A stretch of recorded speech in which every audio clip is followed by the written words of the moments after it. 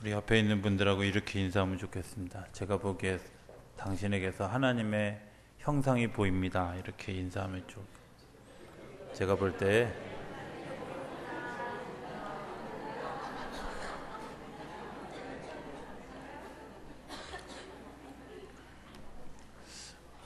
안 보이는지 약간 인상을 찜부리는 분들이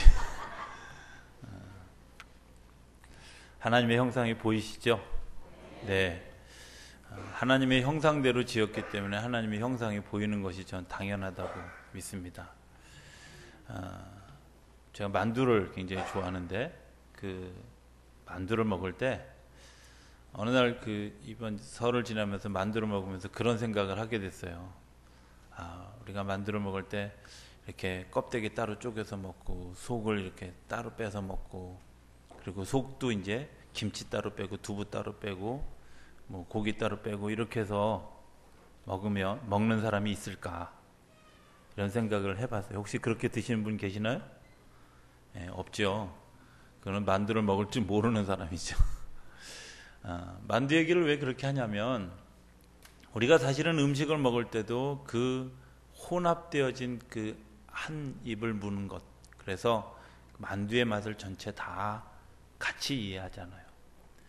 그런데 유독 믿음의 문제 혹은 어떤 신앙의 문제를 이야기할 때면 만두 먹는 것처럼 이렇게 한꺼번에 먹으려고 안 하고 꼭 그렇게 따지고 다 펼쳐놓고 이거는 만두 피고 이거는 두부고 이거는 김치고 이거는 덜 짜여졌고 이런 것들을 따지는 분들이 있더라는 겁니다.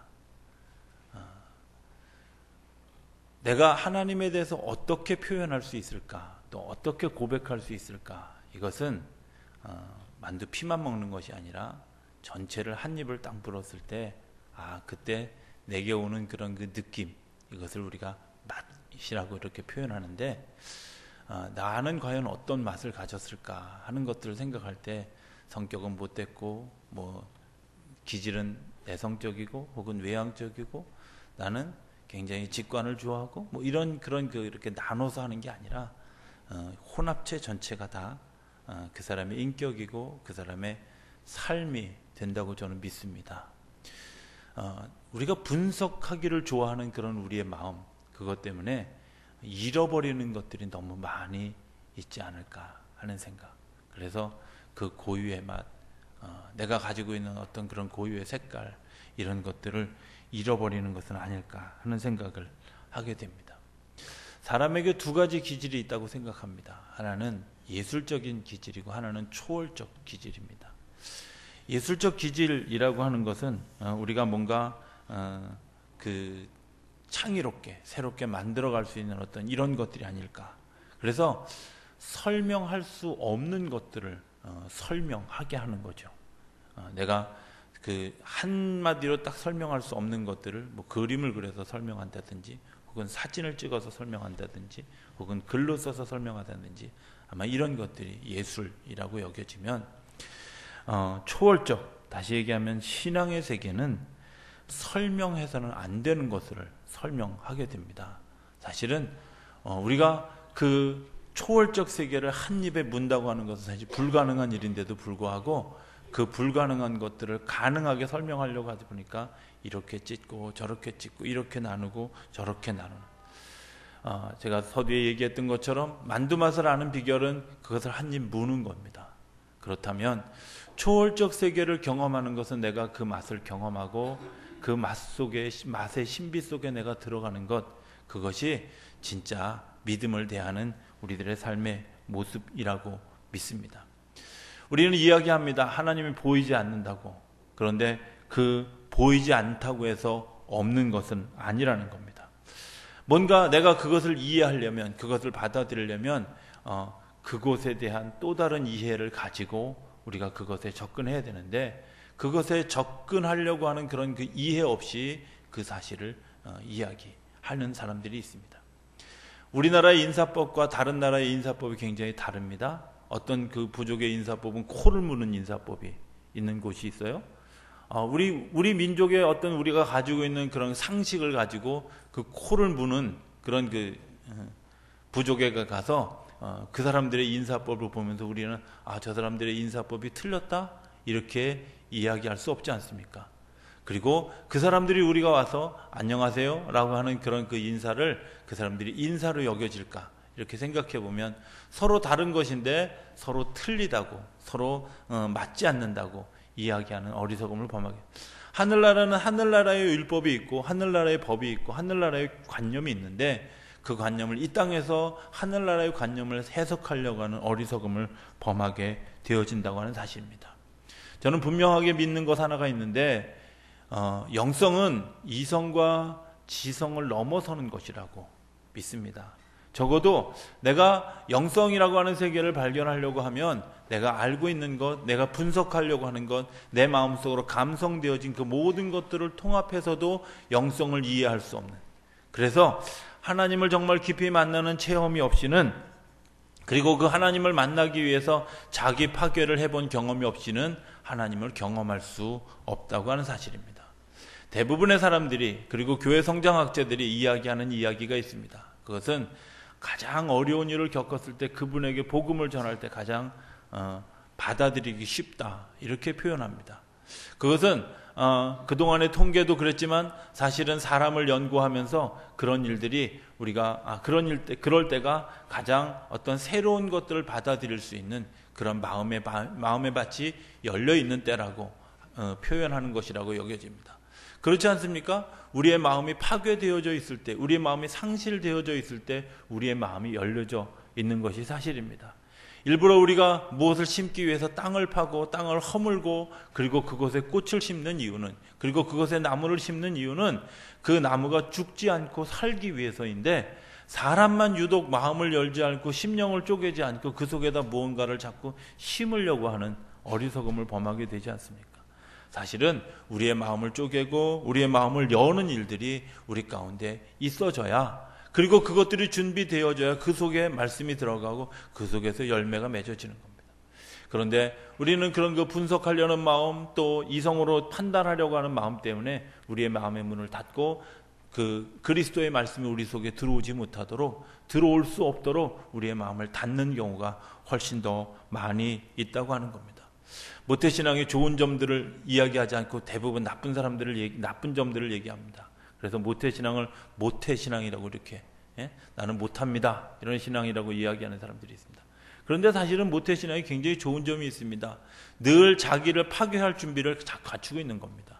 왜? 어려서부터 보고 배운 그런 그 환경이 자기 파괴라고 하는 환경을, 그래서 어떤 일이 생기면 이게 내 문제구나, 이게 나의 잘못이구나, 이게 내가 부족함이었구나 하는 것들을 아주 그냥 습관적으로 생각하게 하는 그런 일들이 모태신앙들의 삶 가운데 있습니다. 그런데 그렇지 않고 굉장히 오랫동안 그 교회 밖에 생활을 하다가 교회 안에 들어오면 사실 모든 것이 다 어색하지 않습니까? 언어도 어색하고 환경도 어색하고, 그리고 막 웬 그 감사해 뭐 은혜야 뭐 이런 얘기를 막 하는 그런 일들이 굉장히 부담스럽게 들려지는 것이 사실 아니겠습니까?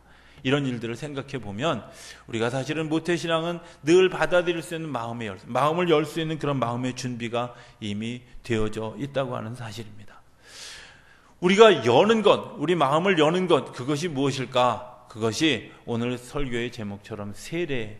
근데 그 세례의 전 이해의 과정이 있습니다. 그것은 자기의 마음을 여는 겁니다. 오늘 새벽에 요나서를 강의했습니다. 요나서는 늘 그런 마음으로 저는 읽습니다. 요나서 누구 얘기일까? 그게 요나 얘기가 아니라 요나의 이야기입니다. 요나의 이야기. 요 너가 아니라 요 나의 이야기. 못 알아듣는 사람들 되게 많이 있어요. 내 얘기입니다. 내 얘기. 그렇게 말썽 부리는 요 나야 나. 네가 아니에요. 사실은 모든 문제의 근원이 어디서부터 시작될까? 사실은 나부터 시작하거든요. 다른 사람들이 다 하얀색이라고 그러는데 나는 검은 안경 끼고 세상은 검해 이렇게 얘기하는 것 누구 때문입니까? 사실은 내가 그 안경을 끼고 있는 것 때문에 문제가 아니겠습니까? 그런데 요나서에 보면 동기가 잘못되어져 있는 자기의 모습을 보게 됩니다.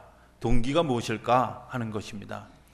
요나가 하나님의 음성을 들었습니다. 하나님의 음성을 들었는데 니느웨로 가라고 하는 음성을 들었는데, 니느웨는 마치 우리나라하고 일본 사이하고 비슷해요.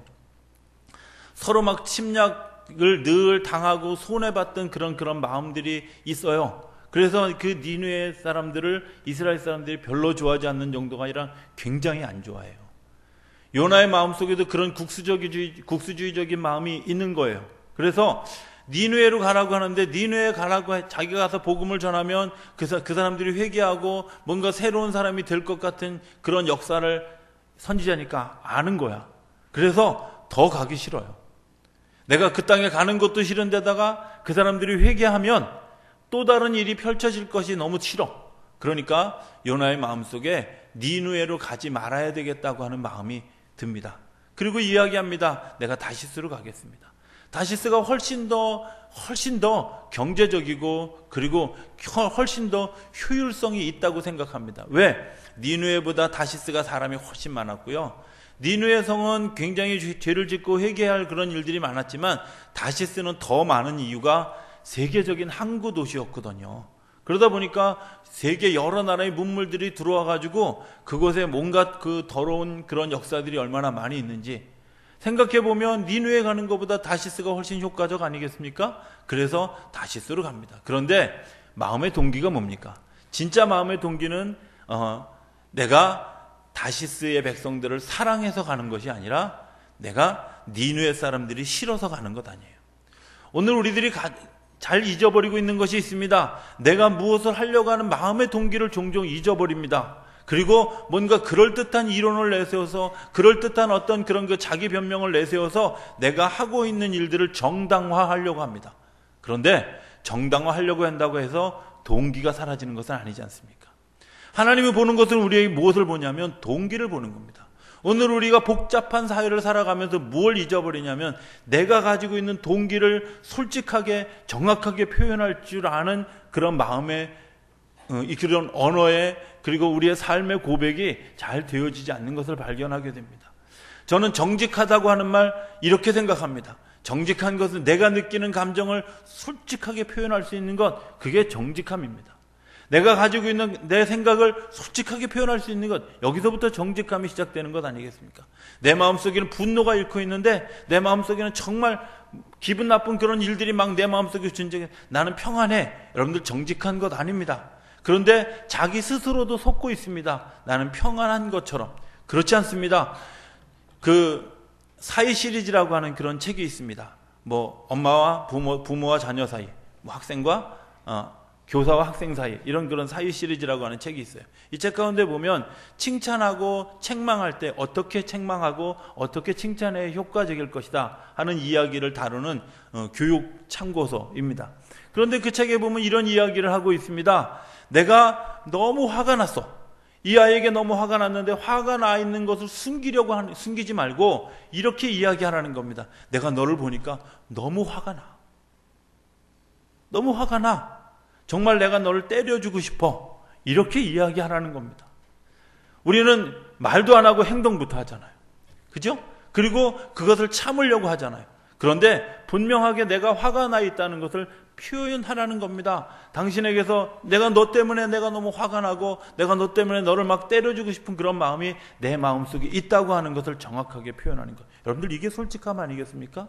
오늘 우리들의 삶을 살아가면서 그런 동기를 잃어버립니다. 내가 예배에 오는 동기, 내가 하나님을 찬양하는 동기, 내가 말씀을 듣는 동기, 내가 봉사하는 동기, 내가 헌신하는 동기, 그 동기가 무엇일까? 혹시 니느웨로 가는 것이 싫어서 다시스로 가는 요나처럼 오늘 우리가 그렇게 살아가고 있는 거 아닐까?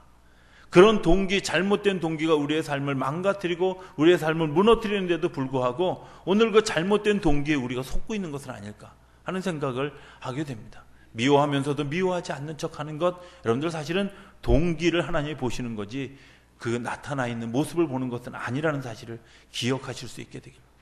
내가 예배하는 것이 너무 지겨워. 그런데 있잖아요, 예배 잘 드리는 척. 사실은 저는 예전에는 잘 몰랐는데요, 예배 드리는 것이 굉장히 힘들다는 사실을 알았어요. 그래서 때로는 조는 사람들이 있어도 그냥 내버려둬요. 지금도 두 분 조는데 제가 가만 놔두잖아요. 이렇게 얘기하면 제 동기가 조는 사람을 깨우기 위한 동기로. 사실 그렇습니다. 여러분들 이게 솔직함 아니겠습니까?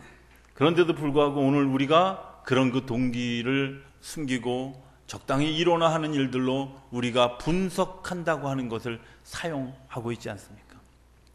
진짜 맛은 만두 한 입을 그냥 깨물어 먹는 그것이 진짜 맛입니다. 자, 그 진짜 맛을 가지고 뭘 해야 될까? 세례 요한이 세례를 베풀면서 사람들에게 이야기합니다. 회개하라. 천국에 가까웠다. 그렇게 선포하고 다니니까 사람들이 회개하려고 세례를 받으려고 요한에게로 나왔다고.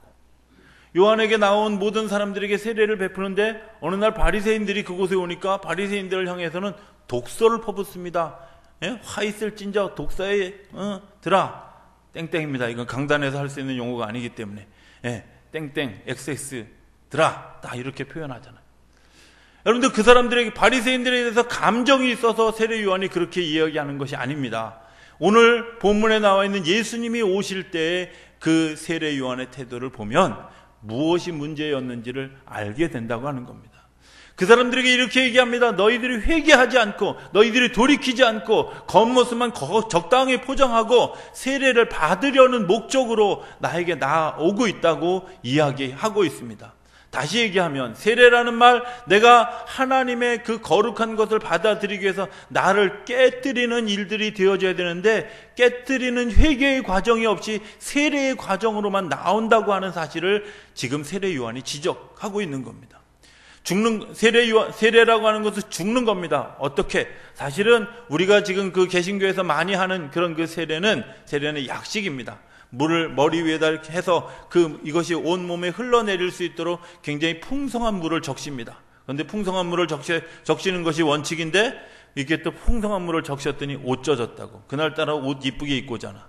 그죠? 잘 입고 오는데 옷 젖었다고. 세탁비 내라고. 이럴까봐 이제 사실은 그것도 많이 못 하는데 사실은 원칙으로 얘기하면 침례하는 것이 진짜 세례입니다. 세례의 의미는 뭐냐면 내가 물속에 완전히 들어가서 내 육신이 죽은 겁니다. 그리고 그 죽은 육신을 다시 하나님이 나를 세우셨다. 이게 세례의 의미입니다. 내가 죽어야 됩니다. 내가 죽고자 하는데 내가 죽을 때 내가 나타내지 못할 게 뭐 있어요? 내가 회개하지 못할 게 뭐 있어요? 내가 숨길 것이 어디 있어요? 여러분들 죽은 시신이 숨길 수 있다고 생각하십니까? 멍드는 거 그대로 다 나타납니다. 죽을 때 목에 압박받았던 거 다 나타납니다. 내가 어떤 병을 앓고 죽었는지 부검해보면 다 나타납니다. 이미 그냥 시신을 그냥 봐도 외상으로 그 사람이 어떤 일들이 일어났는지 다 알 수 있습니다. 그것뿐 아닙니다. 시신은요, 그냥 그 염사가 하자는 대로 그냥 해. 그냥 이리 굴리면 저리 굴리고, 한 번 어떤 사람이 굴리는데 심하게 굴려서 한 바퀴 돌아가는 것도 봤어. 근데요, 아프다 소리도 안 하고 힘들다 소리도 안 하고, 그리고 약간 이렇게 누워있는데 옆구리 아프다 소리도 안 하고 그냥 가만히 있더라고. 아무것도 안 입혀놨는데도 나 춥다고 소리도 안 하고요, 부끄럽다 소리도 안 하더라고요. 여러분들 이게 세례받는 사람의 모습입니다. 하나님 앞에서 내 자신이 온전히 내가 부족한 사람입니다. 내가 연약한 사람입니다. 내가 약한 사람입니다. 내가 하나님 앞에서 죄인입니다. 이것을 고백해야 되는데 우리의 내적인 동기가 그런 주님 앞에 세례를 받으려고 나오면서도 우리의 마음속에 어떤 마음이 있느냐 하면 요거는 주님 모르시겠지. 요거는 내가 좀 잘 숨겨두고 주님 나중에 외상할게요. 예? 요즘식으로 얘기하면 카드 긁어서 내가 50일 후에 갚을게요. 뭐 이런 식으로 이렇게 적당히 외상 거래를 하려고 하는 사람들이 의외로 많이 있다는 거예요. 세례 요한은 분명하게 이야기합니다. 그들에게 너희들이 회개의 열매를 가지고 합당한 열매를 가지고 세례를 받으러 와야 된다. 왜? 세례가 세례되게 하려고 하는 겁니다. 세례를 통해서 그 사람의 삶이 변하는 겁니다. 세례를 통해서 그 사람의 삶이 다르게 또 다른 통로를 열어가는 겁니다. 세례는 하늘나라의 창고를 여는 열쇠입니다. 하늘나라의 보화를 여는 열쇠입니다. 그 열쇠를 여는데 내가 가지고 있는 지식, 내가 가지고 있는 감정, 내가 가지고 있는 이성적 판단, 여러분들 이것이 나를 세례받게 하는 도구가 아니라 내가 모든 것을 다 벗어버리고 하늘의 것을 내가 받아들이기로 결심했습니다 하고 나 자신을 벗는 것이 회개를 하는, 세례를 받는 열쇠로 여는 통로라고 하는 사실을 기억하실 수 있게 되길 바랍니다. 2012년을 맞으면서 우리 교회가 세례갱신하는 의식을 송구영신 예배 때 드렸습니다. 제 세례가 아닙니다. 세례를 다시 받는 것이 아니라, 세례를 다시 받는 거라면 다 다시 몸에 어리에 물을 얹어서 했겠죠. 그런데 여러분들 손을 씻었던 것은 무엇이냐면 내가 이제 하나님의 세례를 받았던 그 세례의 경험들을 다시 한번 우리의 마음속에 생각하고 내가 이제 손으로 행한 범죄, 입으로 행한 범죄, 발로 행한 범죄, 내 삶으로 행한 범죄를 손으로 씻는 그런 의식을 통해서 내가 이제 하나님의 사람으로 하나님의 것으로 다시 한번 받아들이려고 하는 우리의 마음의 다짐을 하는 그런 일들이었습니다. 여러분들 그것이 왜 필요합니까? 예수님이 세례를 받을 때 예수님에게 나오니까 세례 요한이 이렇게 얘기합니다. 제가 세례를 받아야 할 때 어떻게 예수님이 오십니까? 예수님이 이렇게 얘기합니다. 우리가 이렇게 하는 것이 하나님의 의를 이루는 것이라고 이야기합니다.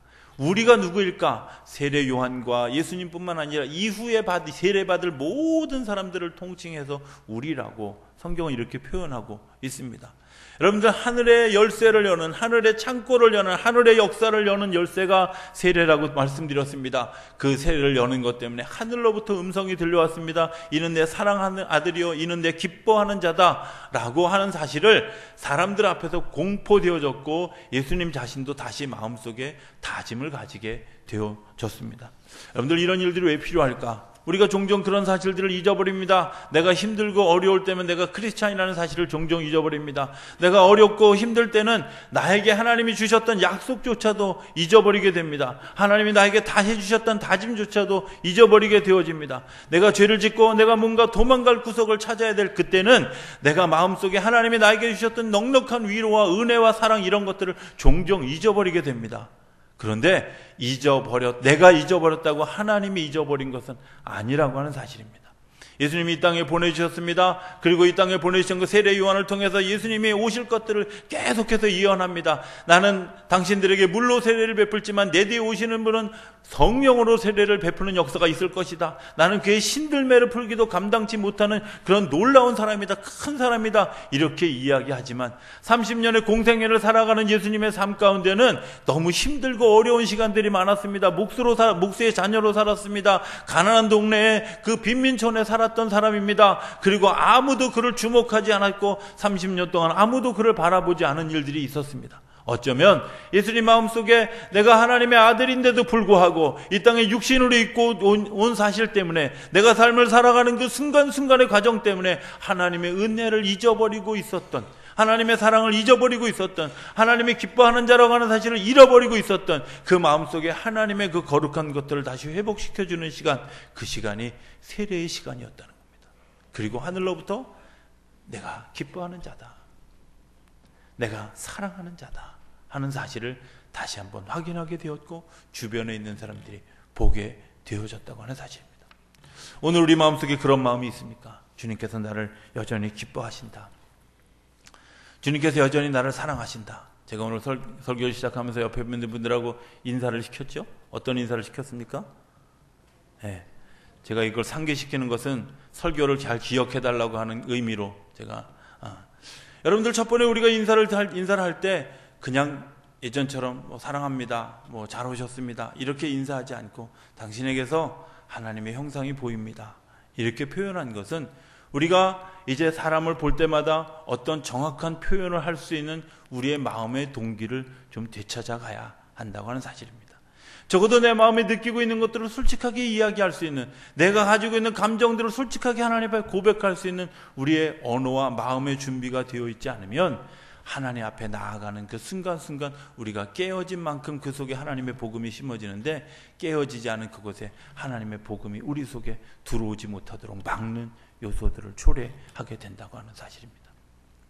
주님께서 여러분들 안에 들어오기를 원하십니다.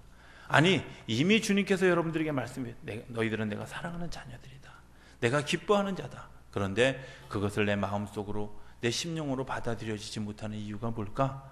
내 마음을 열지 않아서 여전히 내가 만두피를 분석하고 만두의 속을 분석하는 그런 내 마음 때문에 내가 주님을 액면 그대로 받아들여지지 못한다고 하는 겁니다. 우리의 맛으로 등록되지 않는 이유가 무엇일까?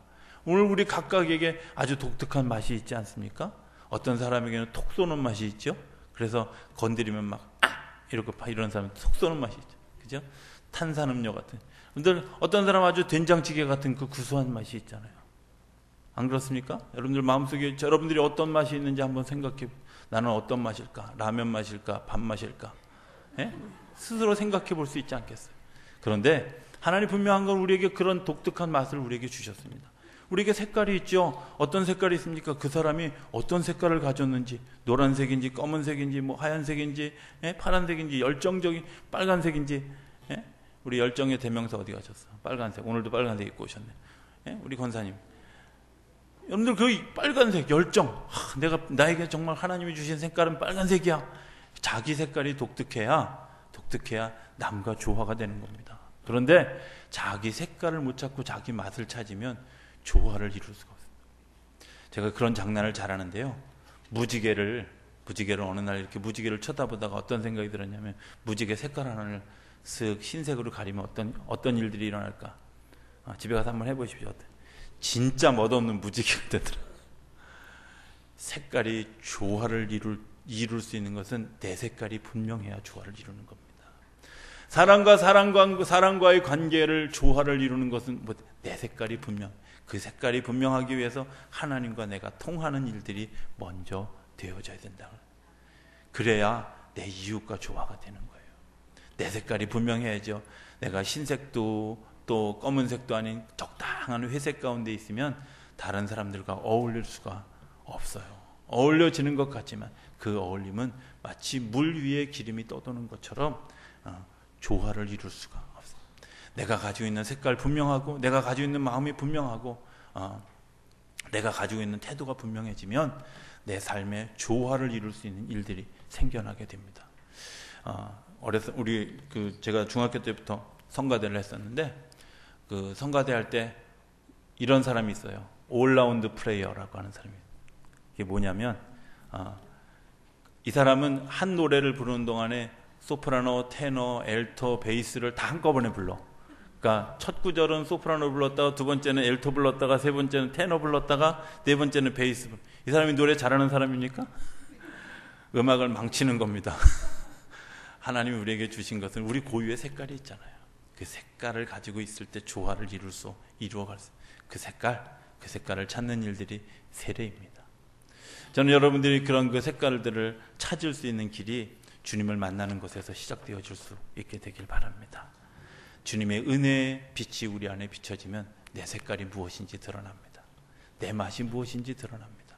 내가 주님의 은혜 가운데 나를 완전히 노출시키면 주님이 나에게 어떤 색깔을 부여해 주셨는지 내가 알 수 있다는 겁니다. 그것을 확연하게 드러내는 것이 나를 고백하고 나를 회개하고 하나님의 세례 가운데 나아가는 것 때문에 내가 너에게 파란색을, 너에게 사람들이 편안하게 느낄 수 있는 녹색을, 사람들이 너를 보고 열정을 느낄 수 있는 빨간색을 내가 너에게 주었다고 약속해 주신다고 하는 사실입니다. 저는 우리 성도님들이 주님을 만난 것 때문에 여러분들의 색깔이 분명해지게 되길 바랍니다. 적당히 사람과 타협하는 그런 색깔이 아니라 정말 내게 주신 색깔, 그 색깔을 통해서 조화를 이루어서 하나님의 약속인 무지개, 그런 그 색깔, 조화를 이루는 그런 그 삶의 또 다른 원천을 만들어가는 여러분들의 삶이 되어줄 수 있게 되길 바랍니다. 이 한 주간 동안 여러분들이 어떤 색깔일까 좀 묵상하고 그 내 색깔이 무엇인가를 발견하기 위해 주님의 거룩한 보좌 앞으로 나아가는 저와 여러분들의 삶이 되어지게 되기를 주의 이름으로 축원합니다. 기도하겠습니다. 저희들을 사랑하시는 아버지 하나님, 하나님의 은혜와 사랑을 감사합니다. 저희들이 이제 이것도 저것도 아닌 애매한 삶을 살아갈 때 저희들 자신을 돌아보게 하셔서 회개할 수 있도록 인도해 주시고, 회개하지 않고 오는 이들을 책망하시는 것들을 통해서 저희들의 색깔이 무엇인지, 저희들의 맛이 무엇인지 분명하게 다시 한번 확인할 수 있도록 인도해 주시니 감사합니다. 하나님, 저희들이 조화를 이루지 못했던 것, 남이 나와 조화를 이루지 못하는 그런 내 성격의 문제가 아니라 내가 나를 온전히 발견하지 못했던 문제인 것을 고백합니다. 저희들에게 은혜의 해를 비춰주셔서, 은혜의 빛을 비춰주셔서, 은혜의 열기를 비춰주셔서 내가 무슨 색깔인지, 내가 어떤 맛인지 알 수 있게 하시고, 그 맛을 통해서 다른 이들과 자연스러운 조화 가운데 참여하게 되는 우리 모두가 되게 하여 주옵소서. 그래서 하나님과의 관계도 이제 온전해지고 사람들과의 관계도 평강의 관계를 유지해가며 그 속에서 기쁨과 은혜와 사랑을 느끼며 살아가는 우리 모두가 되도록 축복하여 주옵소서. 감사하며 예수님의 이름으로 기도드립니다. 아멘.